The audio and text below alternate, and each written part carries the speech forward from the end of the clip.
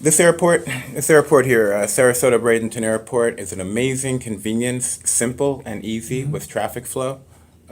It's so beautiful. It's so perfect for so many people in our lovely city of paradise, Sarasota, Florida. How do you feel about the traffic flow these days? And are there any delays, trouble scheduling? What are their differences than before? Well, certainly when you see a 300% rise in your traffic.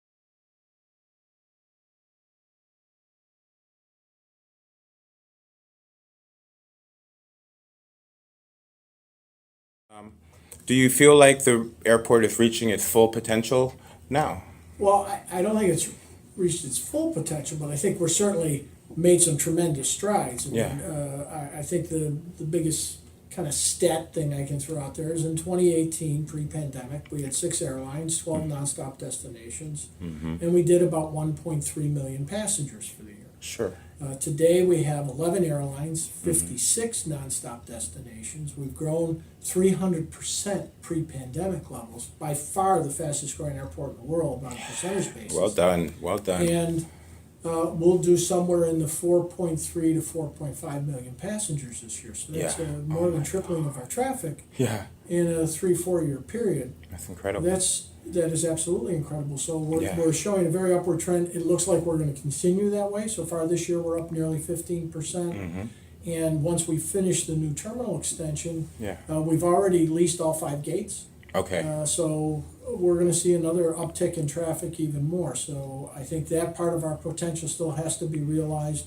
And we're still working and getting more what I'll call tire kickers on the international scene, especially overseas over Really? the pond. So I think within the next few years, we'll see some charter stuff from the European theater. Oh, And wow. so That'd then be nice. we'll start to hit the stride that I think is the final potential for this community. Sure, sure. Yeah. It's all very exciting, and I'm Yeah. sure it's all, just like juggling as you go along. Yeah, it's very but intense. juggling skills, dealing with different things. This airport here, Sarasota Bradenton Airport, is an amazing convenience, simple and easy with traffic flow. It's so beautiful. It's so perfect for so many people in our lovely city of paradise, Sarasota, Florida. How do you feel about the traffic flow these days? And are there any delays, trouble scheduling?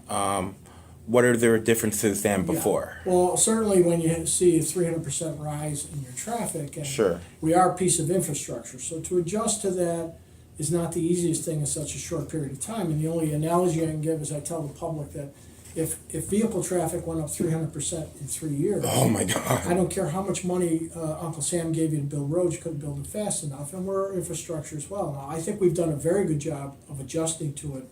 The terminal that we have was really designed for about a maximum of 3 million passengers, and I said we're going to be close to 4.5 million.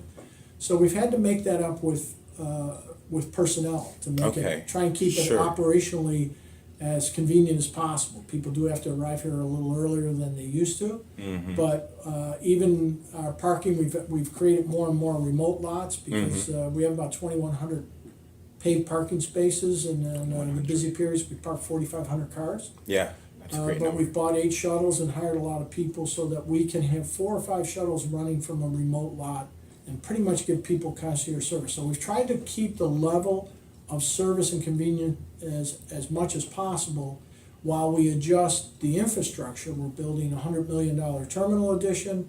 We're putting a $50 million baggage system in, a $10 million ground transportation center.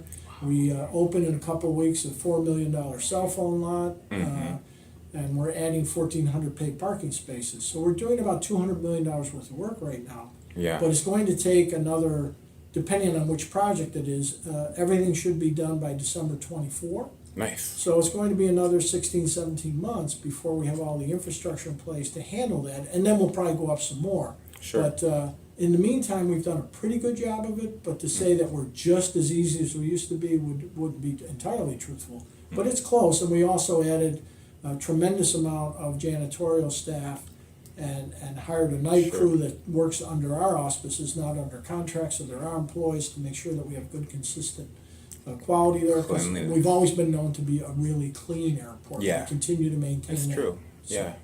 It's a very clean, sanitary, and just like elegant, graceful, and modern type of airport. My personal favorite thing is the aquarium in the middle. Yeah, I and love it's the still there, and aquarium. we still have a great partnership with Mote Marine. Yeah, and that's the partnership with Mote Marine. That's great.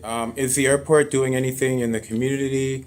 Young people inspiring or community partaking or participating or learning careers or internships or anything of that Yeah, sort? we actually, we have a few interns that Okay. we do in the summer, but Sure. the biggest thing we're doing, we're working with the educational institutions. Oh, wow. We Phenomenal. We've been working the last 5 years with Manatee Technical College. Mm-hmm. We broke ground last month on a new A&P school. Okay. So within Great. about 18 months, hopefully that school will be finished its construction.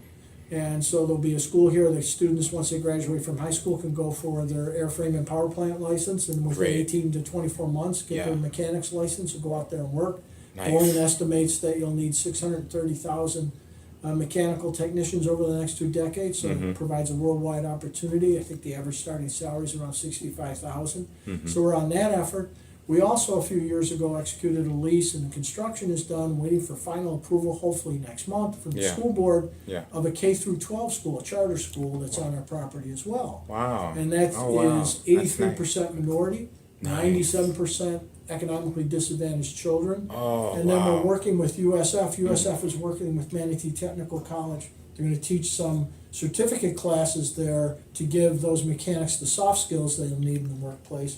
And then I'm working with USF, Sarasota Manatee. I'm on the board of trustees there for an aeronautical engineering program to be instituted Nice. here. Nice. So our goal is to have kids be exposed, the K through 12 school, expose them to all these aviation possibilities and Sure. stuff that they don't really realize, that we have firefighters, we have police officers, we have IT specialists, we have accountants, we have personnel people. We have all sorts of jobs out here besides pilots and flight attendants, like most kids pay attention to. Yeah. And then, so a child, our goal is to be the only airport in the country where a child can enter from kindergarten, go through high school, Oh, my God. and either technical school or university, and never leave airport property. That would So be we're doing incredible. a lot with the youth of this community to Good try for and get you. it to the point where kids will come out here, not only get to see what goes on, be educated out here, Yeah. and be exposed to the world of aviation that is so good. I absolutely love that. Yeah. And, we need communities and businesses to be, I think it's important. I've met with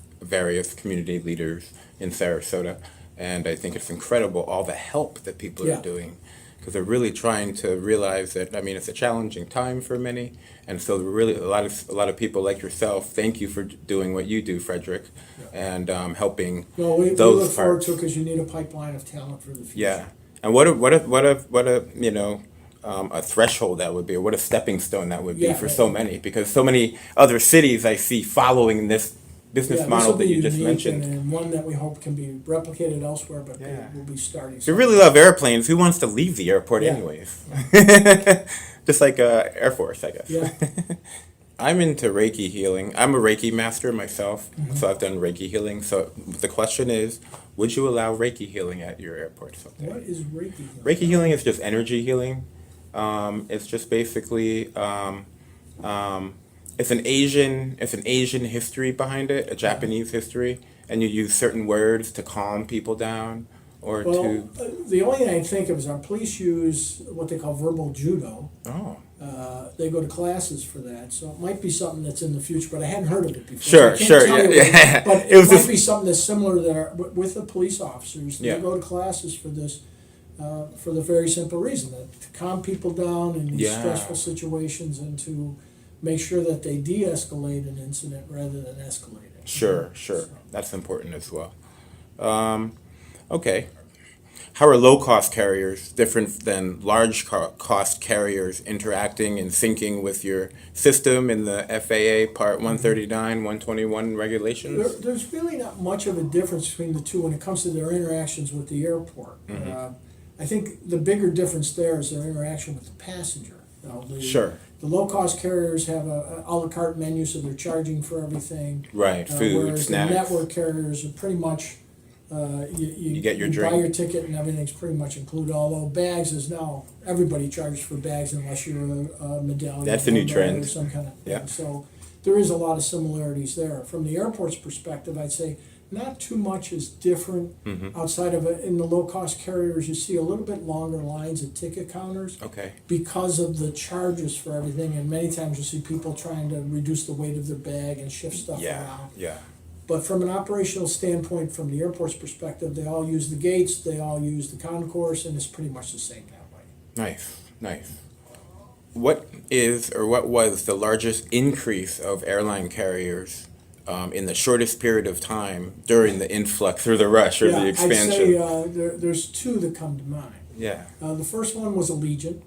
They started in late 2018, I believe it was, or early Okay. 2019. I'm sorry, early 2019. They started with 8 cities. They now serve 29. They do about 800,000 plus passengers a year out of here. So they went to 0 to 800 and became our second largest carrier after Delta. Sure. And then in 2021, Southwest came in, started in February of 21, came in with 8 cities, they're up to 19. They are our largest carrier. They did over 1 million passengers last year and continue to be the leader. So now you have a hierarchy where Southwest is our biggest carrier, and then Delta and Allegiant are very close to each other. I think Allegiant's slightly ahead of them now, and then Delta. And Delta was our largest carrier for probably 20 years. So those are our big three. American is growing at a considerable pace. Yeah. It'd be our fourth largest. United's fifth. JetBlue sixth. And then you get into the ULCCs that we have. You've got Frontier. You've got Breeze, Velo, Sun Country, all kind of jockeying back and forth a little bit, and then Air Canada as well. So, but the big six are the ones that drive about 95 to 97% of our traffic. And Okay. That's the network carriers: American, Delta, United, JetBlue, Southwest, and Allegiant. Those are the big six. Okay. Great. Interesting. Do you ever have like flight delay issues from any of these We have carriers? some, but it's not so much because of something happening at the airport. It's more an it's been more either weather, or, which is obviously at any airport, Yeah. or an air traffic issue up at Jacksonville Center, which has been an issue for Florida, not just here, but at many airports. Because the pathways here, the highways here, there's only 3 into Florida. And the one along the Gulf, if there's exercises going out in the Gulf from MacDill or Pensacola Air Force Base or Naval Base, then that sometimes closes that off. And then if you get weather in the northern part of the state, then it slows traffic down. There's fewer portals to come through, and it starts those delay things. So we've seen some of that, Oh, as interesting. well as you've seen, Yeah. the FAA is understaffed and Yeah. got behind the 8 ball after COVID. Yeah. And so there's air traffic issues not just in Jacksonville, but throughout the country, and that affects it as well. Okay. Thank you. Mr. Fredrick Piccolo. How many airports, Mr. Fredrick Piccolo, how many airlines are there here now? So there's 11 airlines here now. 11. God, God, I remember when there was 3. Really don't have is Frontier, or I'm sorry, is Spirit.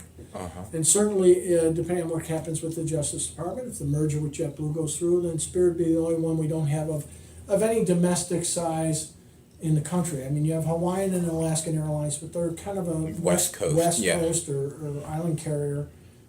So of all the other carriers in the country, we have them all except Spirit.